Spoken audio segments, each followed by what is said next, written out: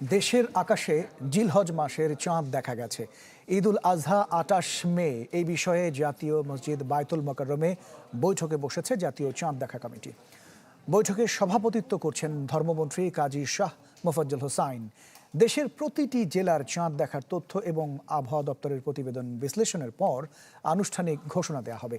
এর আগে সৌদি আরবে আকাশে জিলহজ মাসের চাঁদ দেখা যায়। সেই হিসেবে আগামী ২৭ মে মধ্যপ্রাচ্যের দেশগুলোতে উদযাপিত হবে পবিত্র ঈদ উল আজহা।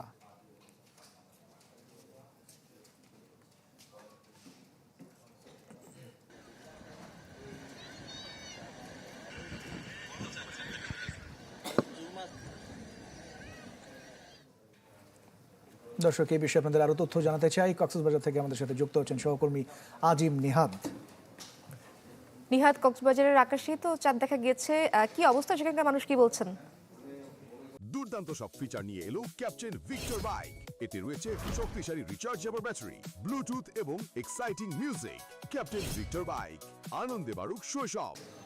এটি আসলে 6টা 30 মিনিটের সময় কক্সবাজারের আকাশে চাঁদটি দেখা গিয়েছে এবং এই চাঁদ দেখা কমিটির আজকে পূর্ব নির্ধারিত সময় অনুযায়ী আজকে তাদের বৈঠক ছিল। সেই বৈঠকে তারা এখানে উপস্থিত ছিলেন। জেলা প্রশাসকের নেতৃত্বে আবহাওয়া সহকারী আবহাওয়াবিদ হান্নান সহ আরো অনেকেই ছিলেন যারা এই চাঁদটি প্রথমে দেখতে পেয়েছেন। আমরাও এখানে রয়েছি বেশ কিছুক্ষণ ধরে।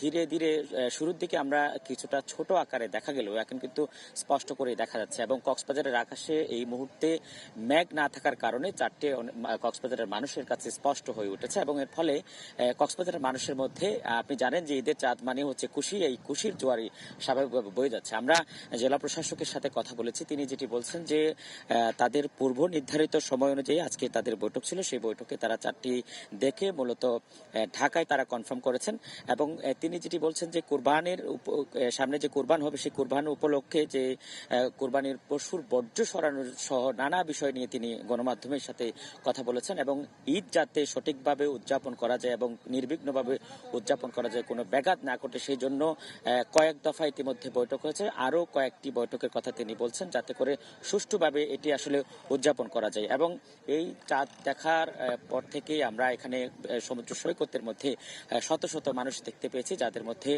খুশির জোয়ার বয়ে যাচ্ছে। এই ছিল আমার কাছে এখান থেকে সর্বশেষ। আজিম নিহাদকে অনেক ধন্যবাদ, আমাদের সাথে যুক্ত হয়েছিলেন কক্সবাজার থেকে।